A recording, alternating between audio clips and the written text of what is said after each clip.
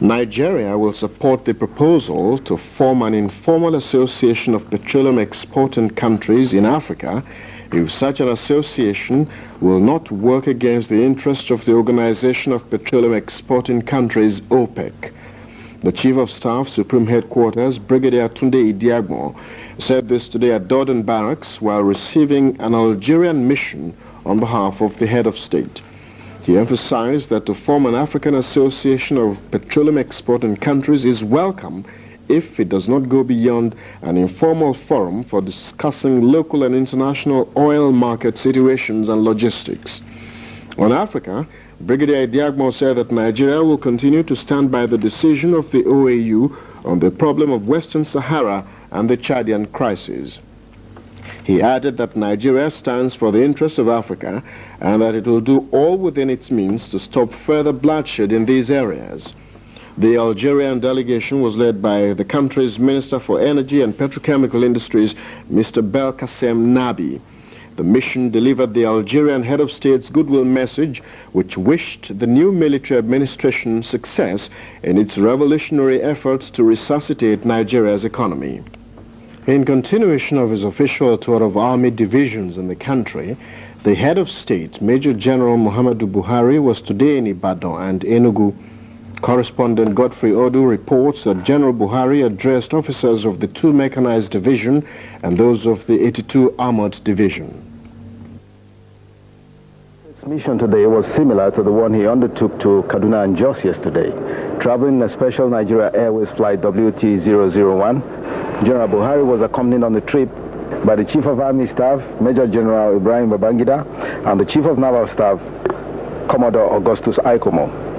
At the Ibadan airport to receive him were the Oyo State Military Governor Lieutenant Colonel Ladipo Popula and the General Officer commanding the 2 Mechanized Division, Brigadier Sani Abacha, also a member of the Supreme Military Council. After a brief airport reception, Major General Buhari drove to Agodi Garrison, where officers of the division were all gathered. His address again today was private, but was in essence to explain why the army intervened and to urge them to be of good behavior. In Enugu, the head of state and his entourage were met at the airport by Naval Commander Alison Madueke, Governor of Anambra State. Also at the airport were the new General Officer commanding the 82 Division and member of the Supreme Military Council, Brigadier YY Kure, and the outgoing GOC, Major General Zamani Lekot. General Buhari addressed officers of the division at the Nike garrison in Enugu and spent about 2 hours with the officers. Like yesterday, members of the public crowded streets to see the Nigerian leader. In his return to Lagos this afternoon, the situation was more exciting. School children and workers abandoned classrooms and offices. Traders deserted stores while motorists left their vehicles. Godfrey Odu, NTA News. The head of state, Major General Muhammadu Buhari, today addressed military officers in Lagos. The exercise is part of his Meet the Officers tour of military establishments throughout the country. For details, over now to correspondent Godfrey Odu. The venue for today's meeting with officers was the Nigerian Air Force Mess on Victoria Island. Accompanying the head of state were service chiefs and some members of the Supreme Military Council. The main hall of the mess was filled to capacity with officers from various sections of the armed forces. Major General Buhari spent about 1.5 hours with them. The meeting took a similar format to the ones he held with their counterparts in other parts of the country. In the last 2 days, General Buhari has addressed officers in Kaduna, Jos, Ibadan, and Enugu, and is scheduled to address police chiefs in Lagos tomorrow. Godfrey Odu, NTA News. The head of state, Major General Muhammadu Buhari, today met police chiefs from all over the Federation. The exercise forms part of General Buhari's Meet the Officers program, which started early this week. For the full report, over to staff correspondent Godfrey Odu. The head of state's meeting today was with top police officers from the rank of commissioner. The venue was the main conference chambers at Supreme Headquarters. Police commissioners from all state commands, as well as those from various police formations in Lagos, were here assembled. Also at today's briefing were the Chief of Staff Supreme Headquarters, Brigadier Tunde Idiagmo, Chief of Army Staff, Major General Ibrahim Babangida, Naval Chief of Staff, Commodore Augustus Aikomo, and the Police Inspector General, Mr. 18 Ian. Like his earlier meetings with military officers, General Buhari's address to the police chiefs was behind closed doors, but was believed to have centered more on internal security and the action plan of the new military government. The meeting today lasted a little more than 1 hour and concludes the head of state's scheduled briefing of officers in both police and military formations around the country. Godfrey Odu, NTA News. Nigeria has called on her friends to cooperate with her in the quest for true development of the country. The call was made in Lagos today by the Chief of Staff, Supreme Headquarters, Brigadier Tunde Idiagbon, while receiving the outgoing Portuguese ambassador to Nigeria, Mr. Armando Nunes de Freitas. Brigadier Idiagbon said that majority of Nigerians associate true development with the betterment of the lot of the common man and that they were opposed to economic injustice. Responding to a question on the possibility of increasing Nigeria's oil exports to Portugal, Brigadier Idiagbon said that the nation was constrained by the production quota presently allocated to it by OPEC. He added, however, that the prospect will be brighter when the world oil market situation improves. The outgoing envoy expressed his government's gratitude to Nigeria for sustaining the level of cordiality between the two countries. Activities marking the Armed Forces and Remembrance Day were rounded off today throughout the country. The grand finale was the wreath-laying ceremony at the National Remembrance Arcade in Lagos and the cenotaphs in state capitals. For the ceremony in Lagos, over now to Dodon Barracks correspondent Godfrey Odu. The Remembrance Day week was climaxed today with the wreath-laying ceremony at the Memorial Arcade, Tafawa Balewa Square. The usually colorful ceremony was presided over by the head of state and commander-in-chief of the armed forces, Major General Muhammadu Buhari. The outfit at the square this morning included representatives of all the three armed services, the police, members of the Nigerian Legion, diplomats, and some invited members of the public, including traditional rulers. The head of state was received at the square by the Chief of Staff, Supreme Headquarters, Defense Minister, Service Chiefs, the Inspector General of Police, and the Doyen of the Diplomatic Corps, as well as the Chairman of the Nigerian Legion. General Buhari inspected an honor guard mounted by a detachment of the Brigade of Guards and members of the Nigerian Legion.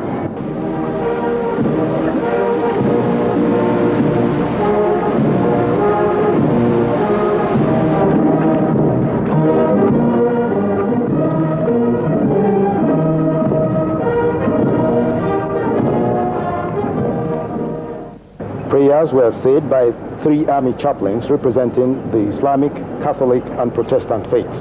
They prayed for the repose of the souls of soldiers who lost their lives fighting for their nation. They prayed for peace and prayed that God may grant wisdom and give guidance to the head of state and all other persons in authority. Military guards in full ceremonial dress with guns in reverse order goose-stepped alongside the head of state as he moved forward to lay a wreath on the grave of the unknown soldier.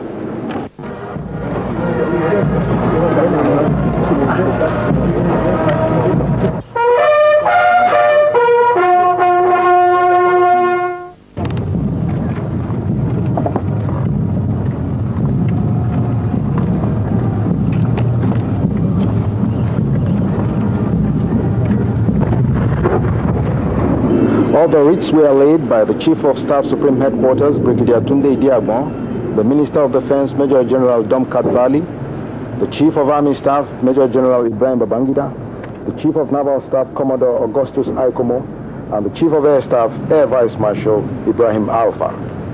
Wreaths were also laid by the Inspector General of Police, Mr. Eti Minyang, the Chairman of the Nigerian Legion, the Doyen of the Diplomatic Corps, Ambassador Lamine of the Cameroons, and the Oba of Lagos, Adeyinka Onyekon II. 14 armed guards performed the traditional revival at military burials.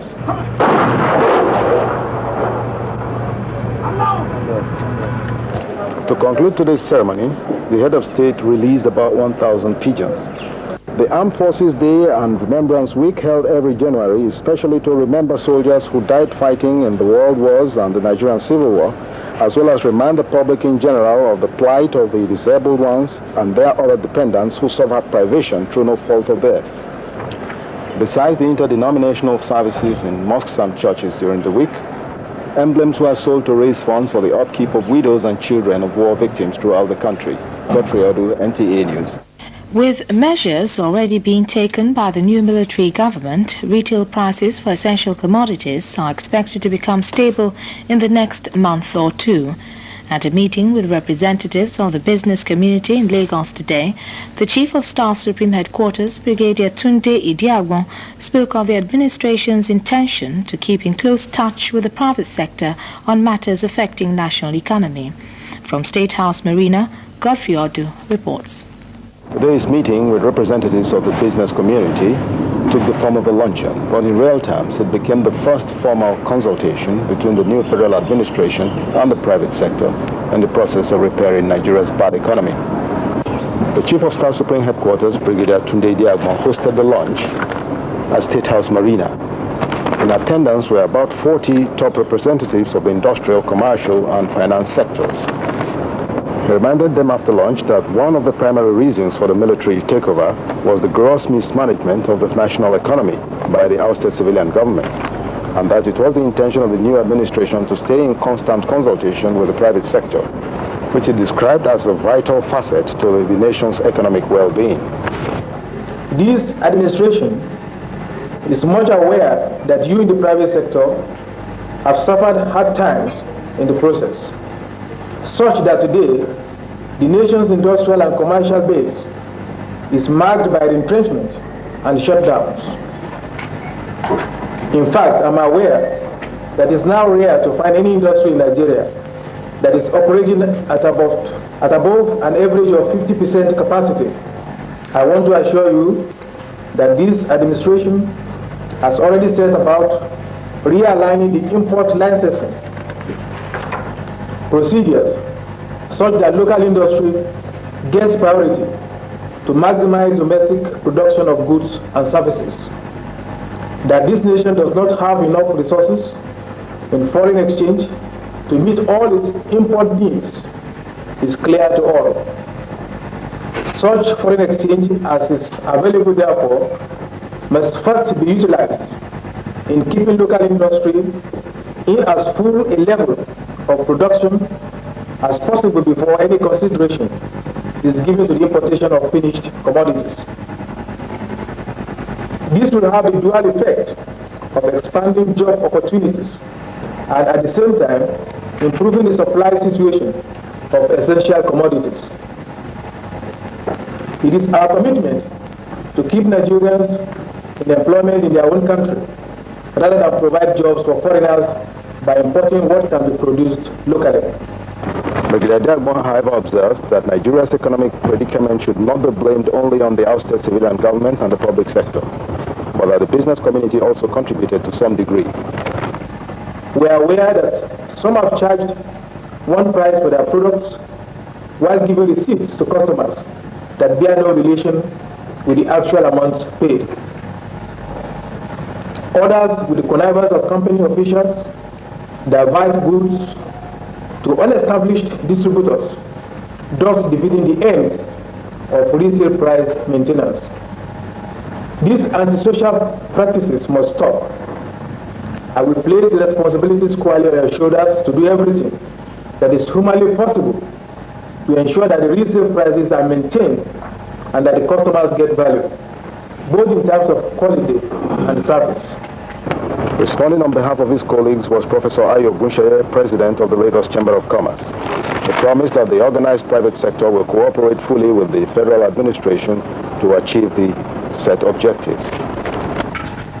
May I suggest that perhaps, apart from the great psychological problem which you have on your hands and which I hope you'll be able to solve, that the expectations which the public expects of your government is so great that I think all of us owe it to ourselves to help you to be able to fulfill those expectations.